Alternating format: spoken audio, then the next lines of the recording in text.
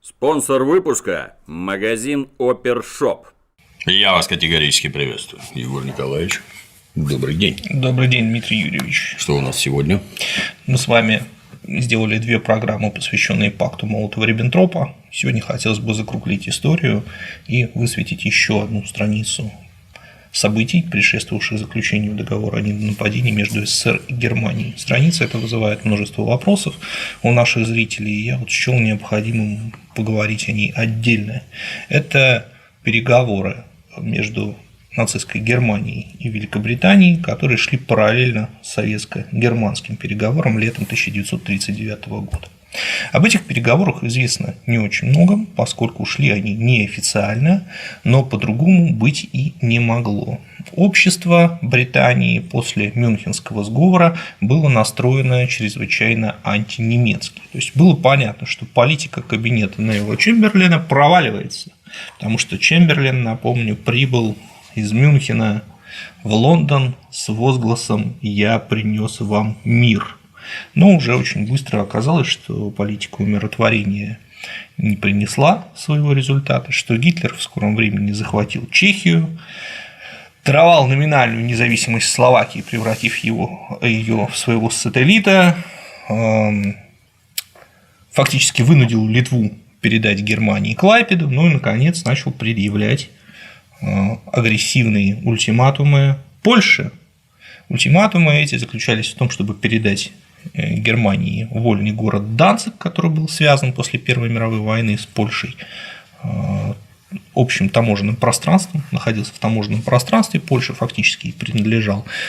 И второе требование Германии ультимативное заключалось в том, чтобы построить экстерриториальное шоссе через территорию Польши к Восточной Пруссии, которая была отделена от остальной Германии по итогам Первой мировой войны полоской польской территории, протянутой к Балтийскому морю. Требования эти были агрессивными и поддерживались столь же агрессивными дипломатическими шагами, в первую очередь расторжением в апреле 1939 года договора о ненападении, который с 1934 года существовал между Польшей и Германией. Напомню, что Польша – это была первая держава, которая с гитлеровской Германией подписала договор о ненападении. Но вот в апреле 1939 года Гитлер его расторг, показывая тем самым серьезность своих планов. Внешне британская дипломатия была очень серьезно озабочена, и кабинет Чемберлена, конечно, хотел умилостивить бурлящее британское общество и оппозицию, в которой наиболее весомым голосом обладал Уинстон Черчилль, издавна критиковавший Чемберлена и считавший, что его политика приведет исключительно к провалу. Поэтому были начаты очень осторожные переговоры с Советским Союзом на предмет складывания антигитлеровской коалиции в Европе. Мы об этом говорили. Но параллельно были начаты и другие переговоры. Была фактически предпринята вторая попытка Чемберлена и его министра иностранных дел Галифакса договориться с Гитлером. Другое дело, что велась она неофициально и в обстановке строгой секретности, потому что если бы о ней стало известно, то, скорее всего, кабинет Чемберлена пал. А это вообще нормальное явление для политики или это какая-то чудовищная вылазка англичан, свойственная только им? Конечно, это абсолютно нормальное явление для политики. Такие переговоры очень часто ведутся неофициально. Например, мы с вами говорили о событиях Первой мировой войны. Кайзер Вильгельм II неоднократно в 1915 году и в 1916 году предпринимал попытки как-то договориться с Николаем II и заключить с ним сепаратный мир. Вильгельм через разных посланцев уверял, что англичане предадут, война Российской империи невыгодна, это случайность, надо мириться. Наиболее известный эпизод, о котором мы с вами говорили, это послание кайзера Вильгельма, переданное Николаю II через интернированную в Германии фрейлину Васильчикову. Другой пример – это визит в Россию, возвращение России бывшего сотрудника Министерства финансов Иосифа Калышко, который, или Калышко, там, точно не знаю, как его фамилия, где ударение ставится, Иосиф, я буду называть Калышко, в 1916 году явился в Санкт-Петербург, имел несколько встреч с тогдашним премьер-министром Борисом Штюрмером, и точно так же он, так сказать, действовал в интересах германской короны, пытаясь договориться о сепаратном мире, но совершенно неофициальным путем. То есть это вполне нормальная история, когда контакты происходят неофициально. Но вот надо сказать, что переговоры между англичанами и… Еще один, да. так сказать, завершающий. А это как-то документируется или строго на словах все происходит? Ну вот столько времени прошло, может, у британцев есть какие-то бумаги, они их рассекретили, и мы можем увидеть, о чем же они там говорили. Потому что… Конечно, это документируется, потому что вот со стороны, значит, и вот забегая вперед, скажу, что у англо-немецких переговоров было два измерения. Одно из них было совсем неофициальное, это были переговоры на уровне деловых элит. О нем мы скажем чуть попозже. А вторые – это были полуофициальные переговоры, в которых со стороны Германии принимали участие немецкий посол Дирксен, и он писал основательные отчеты в Берлин, с которыми исследователи имели возможность познакомиться. То есть это официальная документация немецкого МИДа. И крупный чиновник 4-летнего плана, экономического плана, главой которого был Герман Геринг, ну вот его ближайшим сотрудником и помощником был Гельмут Вольтет, который и был делегирован в Лондон для ведения переговоров. А вот со стороны Великобритании выступал очень близкий к Чемберлену и Галифаксу человек Горас Вильсон, советник британского правительства по промышленности. И об этих переговорах мы как раз подробно знаем из немецкой документации, хотя и какие-то английские документы тоже были введены в научный оборот. Значит, что же это были за переговоры? Дело в том, что начались они в июле 1939 года и шли в два раунда. Первый состоялся 6-7 июля, а второй 18-21 июля 1939 года. Инициатором этих переговоров была английская сторона, и она предложила Вольтету и Дирксену так называемую программу германо-английского сотрудничества. Смысл ее заключался, по существу, конечно, в разделе мира, в разделе сфера влияний в мировом масштабе. Англичан интересовало, во-первых, невмешательство Германии в сферу британского содружества, во-вторых, ограничение вооружений на суше, море и в воздухе. Очень выгодные предложения делались Германии по обеспечению ее сырьем, предложения по разграничению индустриальных рынков. Конкретно стороны говорили о том, чтобы заключить совместное германо-английское соглашение, что обе страны не будут прибегать к нападению с применением силы как средство международной политики, и Дирксен в своем донесении написал, что это предложение договора о ненападении между Англией и Германией, и предлагалось сделать заявление о взаимном невмешательстве Германии по отношению к британскому содружеству и Великобритании по отношению к Великой Германии. Вот термин «Великая Германия» сразу же вызвал вопрос. Вольтет заявил, что когда мы употребляем слова «Великая Германия», то речь идет не только о географических границах Великой Германии, но и о сфере ее влияния. Под сферой влияния в тот момент, естественно, понималась в первую очередь Восточная Европа, а также Юго-Восточная Европа. Вильсон согласился, что это возможно, но лишь оговорился, что необходимо четкое определение немецкой сферы влияния, и Англия заинтересована только в том, чтобы сохранить свое участие в европейских делах. То есть мы видим, что переговоры о разграничении сфер влияний не были прерогативой только Сталина и Гитлера. Сферы влияния делили все, как это было издавна и как продолжалось, в общем-то, и потом. Ну вот интересно, как эти переговоры отразились в документации немецкого МИДа. Посол Дирксен сообщил в Берлин, что основная мысль предложений англичан заключалась в том, чтобы поднять и разрешить вопросы столь крупного значения, что зашедшие в тупик ближневосточные, в данном случае под ближневосточными именуются восточноевропейские переговоры, значит, вопросы, как данцигский и польский, отодвинулись бы на задний план и могли бы быть тогда урегулированы между Германией и Польшей непосредственно. Что имеется в виду? Дело в том, что после ультиматумов Гитлера и под воздействием британской оппозиции кабинет Чемберлена дал Польше гарантии ее государственного суверенитета. Правда, не территориальной целостности, но суверенитета. Вот. И дело шло к складыванию англо-польского военного союза. То есть, если Германия все-таки начинает войну, то Великобритания поддерживает Польшу военным путем.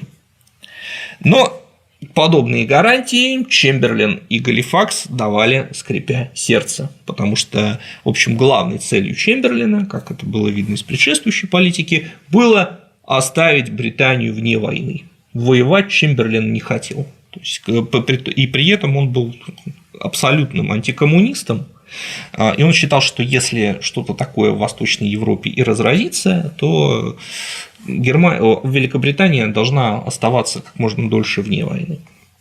А лучше всего, конечно, протянуть еще вообще как можно дольше. То есть для англичан война не нужна. Вот. Но ситуация складывалась так, что его политика провалилась. Он все надеялся, что Гитлер успокоится, а Гитлер успокаиваться не собирался. Гитлер, наоборот, так сказать, чувствовал азарт, и чем больше ему потакали, тем наглее он становился. И, в общем, собственно, вот и эти переговоры, по всей видимости, и вот эти пассы со стороны британского правительства, они Гитлера все более и более раззадоривали. И вот очень интересное определение Дирксена, прям вот очень важное для понимания происходящего. Дирксен пишет в Берлин: сокровенная цель этого договора – дать возможность англичанам постепенно отделаться от своих обязательств в отношении Польши на том основании, что они этим договором устанавливали бы отказ Германии от методов агрессии. Предложенный же англичанами договор о невмешательстве служил бы до некоторой степени маскировкой для разграничения сфер интересов великих держав. То есть, что имеется в виду? То есть,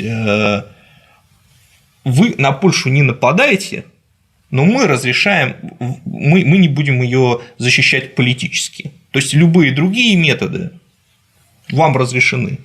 Ну, а я напомню, что, в общем, захват Чехии только что осуществился-то формально не военным путем. То есть, чешский президент Эмиль Гаха был вызван в Берлин, с ним там конкретно поговорили. Эмиль Гаха понял, что никто защищать его не будет, и поэтому согласился на протекторат. То есть, формально Чехия, Чехословакия была разделена, да, Чехия превратилась в немецкий протекторат Богемии и Моравии, естественно, это подавалось, что так будет только лучше, Гитлер обеспечит стабильность, а Словакия вообще стала независимой. Ну, конечно, эта независимость была марионеточная, и Словакия абсолютно действовала в фарватере немецкой политики, но формально все выглядело более-менее прилично. Вот. И вот такого сценария для Польши никто не исключал. Главное, вы не нападайте. Вы не нападайте. Абсолютно не исключался сценарий, при котором Польша бы могла превратиться в немецкий протекторат, или в Польше могла бы прийти к власти правительство, которое бы носило совсем пронацистский, пронемецкий оттенок. Вот. То есть, понятно, что вот если мы смотрим на это с колокольни Советского Союза, то СССР это никаким образом не устраивало. И последний пассаж Дирксена, который очень важен, потому что есть тенденция рассматривать эти переговоры как некую личную дипломатию. Ну, встретились два мужика и поговорили, грубо говоря. Эти переговоры никого ни к чему не обязывают. Вот. Дирксен пишет: значение предложений Вильсона было доказано тем, что Вильсон предложил Вольтету получить личное подтверждение их от Чемберлена, кабинет которого находился недалеко от кабинета Вильсона. То есть они разговаривали в здании британского правительства. И, в общем, сомнений в том, что эти переговоры направлялись и инспирировались руководством Великобритании, практически никаких у нас нету. То есть Вильсон отдельно вел переговоры с Вольтотом, отдельно с Дирксоном, и от обоих немецкое правительство получило одинаковые сигналы. Англичане готовы договориться. Вот. Но вот это вот один пласт переговоров, очень интересный, но был и второй. А второй был совсем неофициальный, который англичане предприняли через контакты деловой элиты.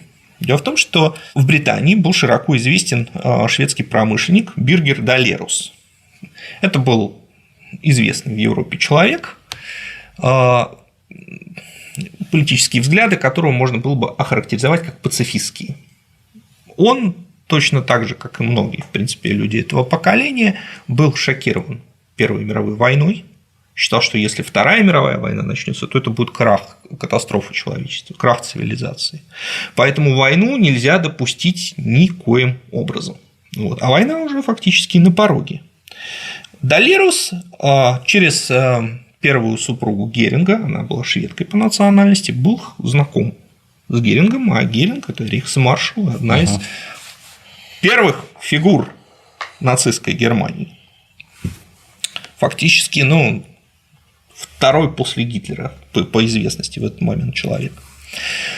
Считалось, что Геринг тоже, если не пацифист, то во всяком случае человек, который за мир с Западом. То есть на восток – да, против СССР – да, против коммунизма – безусловно, но никакой войны на Западе Геринг не хочет. Так считалось.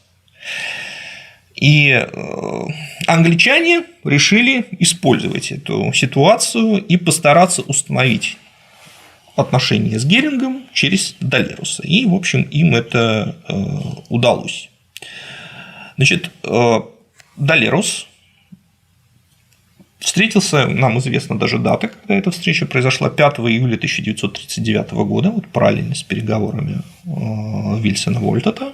Он встретился с Герингом, сообщил ему о том, что есть предложение встретиться с группой высокопоставленных британцев. Да, возглавлял эту группу очень крупный британский бизнесмен Чарльз Спенсер, тоже член партии консерваторов. Были переговоры о том, где может произойти эта встреча. Был план, возможно, устроить встречу на борту яхты известного коллеги Далеруса Венера Грина, тоже шведского промышленника. Вот. Но в конечном итоге с Венером Грином не договорились и решили встретиться в датском имении жены Далеруса, куда и направилась в начале августа делегация из 7 крупных британских бизнесменов, а Далерус привез туда Геринга.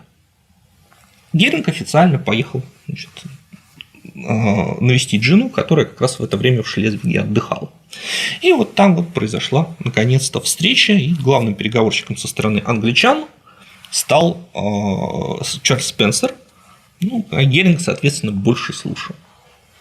Чарльз Спенсер сходу заявил, что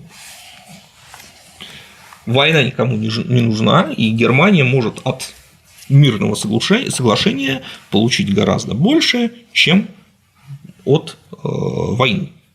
Потому что война будет в интересах только одного человека и одного государства – кровавого Сталина и проклятого Советского Союза. Геринг с этим соглашался. Да, значит. Кому как не ему это было очевидно, да. Значит, и Геринг делает здесь очень интересное заявление. Он говорит, что если сейчас дело дойдет до войны между нами, то единственным победителем будет Сталин, и просит британских промышленников передать в Лондон, что ни в коем случае они не должны ни в коем случае заключать соглашение с Советским Союзом. И вот здесь возникает у исследователя очень интересный вопрос. Геринг на этих, мы этого не знаем, мы здесь можем гадать. Геринг на этих переговорах выступал как самостоятельная фигура, которая выражал свои собственные политические воззрения, или он действовал по неким инструкциям Гитлера, потому что Гитлер в это время, то есть мы точно не знаем, Гитлер действительно смотрел, с кем ему выгоднее заключить договор, или он просто дурил англичанам голову. То есть тут же вопрос: все со всеми ведут переговоры. Да. Англичане с немцами, немцы с СССР, СССР с немцами и англичанами. Все со всеми ведут переговоры. Вот. Гитлеру нужно обеспечить себе тыл на Востоке, а тыл на Востоке невозможно себе никак обеспечить, если англичане заключат договор с СССР. Поэтому, в принципе, можно предположить, что Гитлер через Геринга таким образом пытался у англичан создать впечатление, что он очень прям вот хочет соглашения с ними, но он, конечно, не заключит с ними соглашение, если они не заключат с Советским Союзом. Вот. А вот если они не заключат с Советским Союзом, тогда все будет хорошо. Вот. А Сталин, в свою очередь, в общем, зависел в некоторой степени от решения англичан. Потому что, конечно, для СССР и в знаменитой вот этой стенограмме в знаменитой дневниковой записи, прошу прощения, Георгия Димитрова, о которой мы тоже с вами говорили, там же помимо того, что Сталин пишет, что да, нам выгодно строить вот эти два империалистических блока, там же есть упоминание еще и о том, что мы хотели искренне договориться с западными демократиями. Вот, то есть договоренность с Англией и Францией для Сталина в этот момент была предпочтительней. Но если англичане не хотят договариваться, а Гитлер, как мы видим, их к этому подвигал, чтобы они очень не хотели, то придется договориться с Гитлером. То есть есть вероятность, что Гитлер через Геринга играл здесь свою игру. Ну, как-то подозрительно, чтобы гражданин Геринг отправился, представляя самого себя, с лучшими людьми Британии. Уж, наверное, как-то обсуждается. Зачем мы с ними встретимся и о чем мы там говорить будем? Ничего себе, ты тут такие эти самоволия проявлять. Так быть не будет. Вот. Я тоже так думаю, на самом деле. Короче говоря, значит, вот это британское... Он поехал только потому, что Гитлер сам поехать не мог, я так считаю. Нет, естественно, Гитлер поехать не мог, все это происходило неофициально, никто про это не должен был знать. И если бы кто-то узнал, то все бы горячо уверяли, что случайно встретились, и вот такая вот. Это часто происходит в политике, ничего необычного здесь нет. Значит, короче говоря, вот эта британская делегация вручает Герингу меморандум с предложением о чем? О новой конференции с участием мюнхенских держав, то есть тех держав, которые приняли решение о Мюнхенском сговоре. А это, напомню, Англия, Франция, Италия и Германия. Геринг сообщает Далеросу, что прекрасное предложение, он ее всей душой поддерживает, и вот как только приедет в Берлин, сразу же доложит Гитлеру и будет его убеждать, что надо эту конференцию провести. А вот через 3 дня после этого, 11 августа, происходит еще одна встреча, тоже очень важная. Ее, кстати, про нее исследователи знают и часто пишут, но как-то вне контекста. Значит, это встреча с Гитлера с Верховным комиссаром Лиги наций в Данциге Карлом Буркхартом, довольно известным человеком. Причем встреча эта, она состоялась по инициативе Гитлера. Карл Буркхарт, он, поскольку как представитель Лиги наций, он, конечно, в таких острых условиях, которые возникли, он не мог абсолютно действовать по собственной инициативе, и он поставил в известность министров иностранных дел Англии и Франции о том, что он будет встречаться с Гитлером. И Галифакс через него также предложил провести еще раз встречу в мюнхенском формате. И Гитлер, Буркхарт дал понять, что он согласен на такую встречу,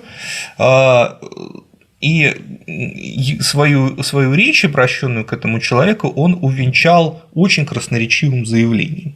Заявление это звучит так: передайте Чемберлену, все, что я предпринимаю, направлено против России. Если Запад так глуп и слеп, что не может это понять, я буду вынужден договориться с русскими. Затем я ударю по Западу и после его поражения объединенными силами выступлю против Советского Союза. Вот такое вот красноречивое заявление, которое, в общем, никогда не подвергалось сомнению, потому что оно известно из официальной стенограммы. Эти документы впоследствии были опубликованы.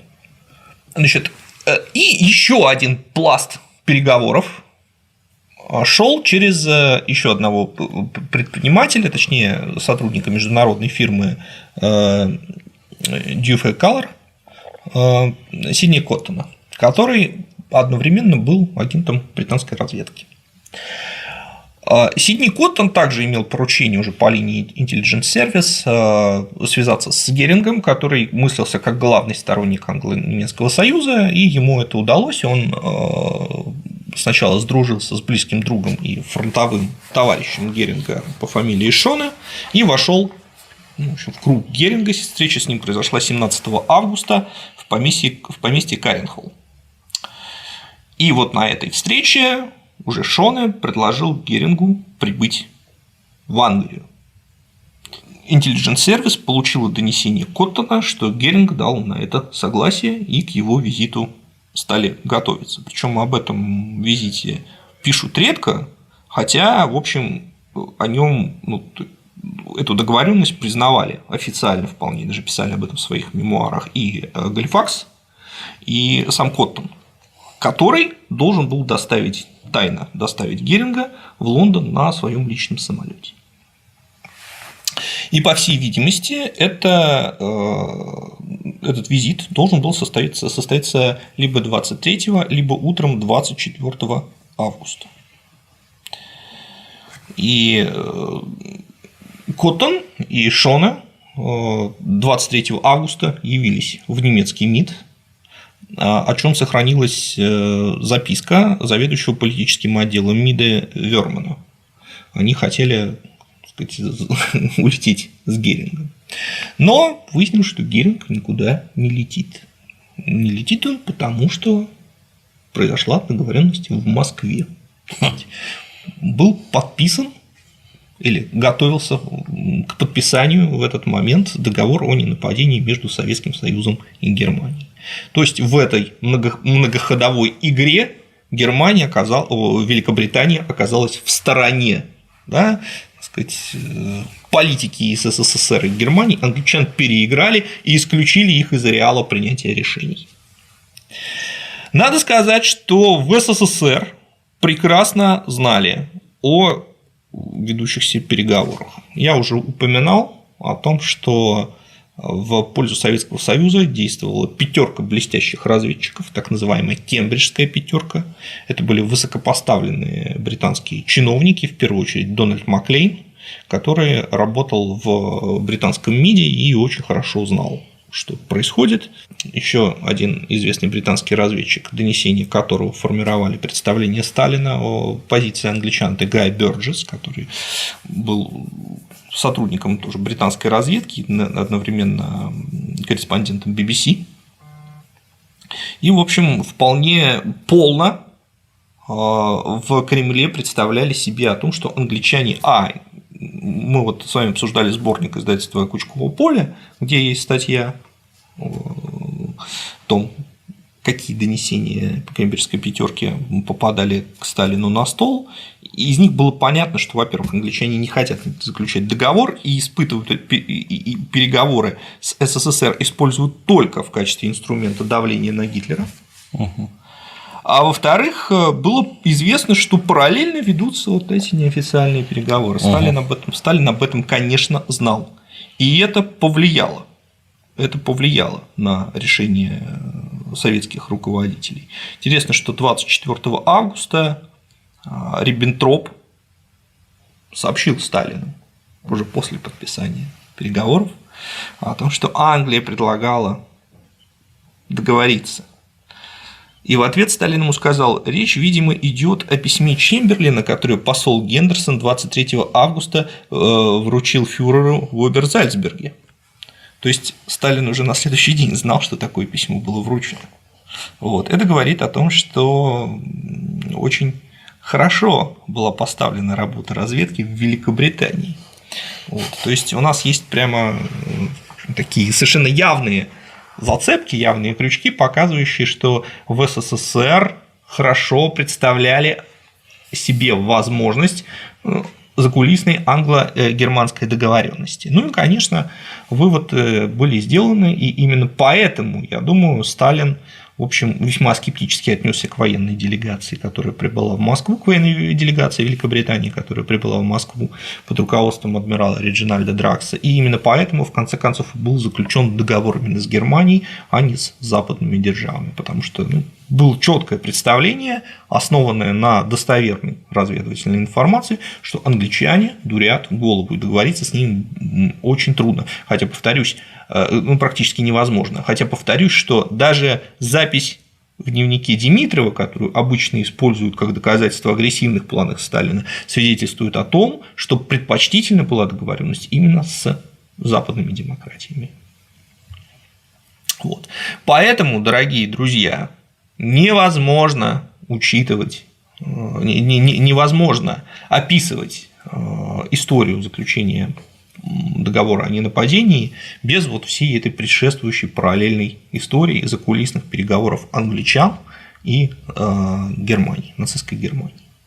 Ну, как-то, ты знаешь, честно тебе скажу, выглядит очень странно.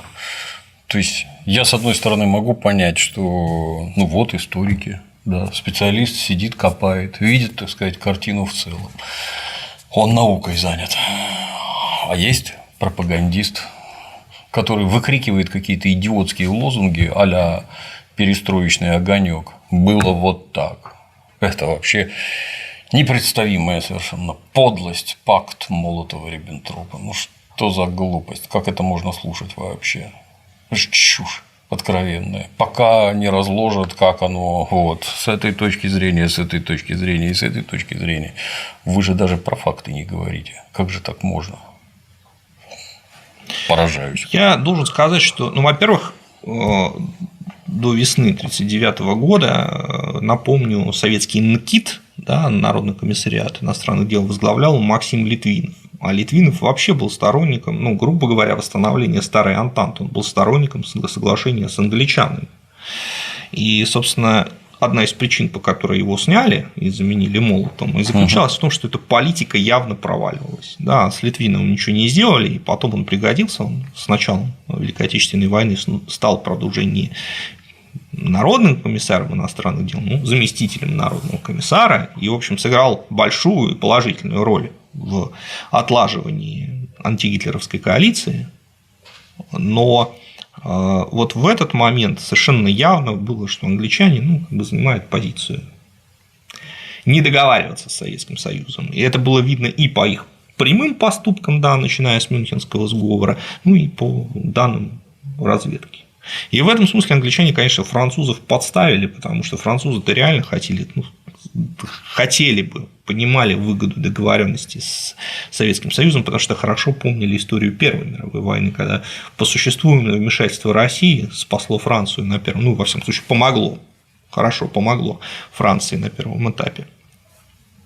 Вот, поэтому, конечно, вот этот фактор англо-германских возможных соглашений, англо-германских переговоров, его ни в коем случае нельзя упускать из виду. А у нас его упускают.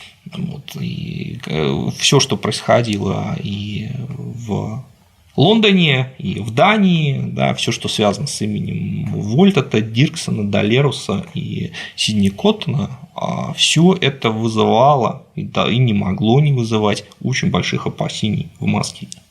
Я бы больше сказал, что как-то странно представлять, что эти граждане действовали самостоятельно. Не может такого быть. Как это ты, не согласовав ни с кем в руководстве страны, подобными вещами там бегаешь, занимаешься? Такого просто не может быть. Кстати, да, таких примеров очень много, когда деловая элита вмешивалась. Как раз из истории Первой мировой войны деловые элиты вели переговоры, в 1917 году вели переговоры. Мы тоже, кстати, об этом рассказывали. Пару слов об альтернативной истории. Да? А вот что могло бы быть, если бы заключение между Англией и Германией был бы заключен новый Мюнхен, новый договор? Да? Думается, что Германия получила бы Данциг, Германия получила бы вот этот вот польский коридор и значительно усилила бы свои позиции в Восточной Европе. Что бы это означало для Восточной Европы? Это означало бы, что ее в очередной раз западные демократии сдали. И это неминуемо привело бы к переориентации, ну или со значительной степенью вероятности привело бы к переориентации восточноевропейских государств не на западные демократии, как было до этого, а на Германию, что могло бы стать прологом к складыванию общего восточноевропейского антисоветского союза. То есть нападение на СССР могло бы осуществиться не нацистской Германией, а Германо-Польским союзом, скажем, ну, естественно, во главе с Германией. То есть Германия, если бы Польша осталась вообще без патронов на Западе, да, то у Германии были бы шансы в ближнесрочной исторической перспективе привести там к власти марионеточное правительство или расколоть Польшу, так же, как они раскалывали Чехословакию, отколоть от нее Западную Украину, привести там к власти условного Бандеру, которого они уже поддерживали давно, там Жухевича, которого они тоже давно выращивали, Абвер этим занимался, вот, и создать на границах Советского Союза систему антисоветских марионеточных режимов. Вот, и дальше двинуться на СССР. Вот. Поэтому эта угроза ясно осознавалась в Кремле, и, соответственно, исходя из этого были приняты подобные меры.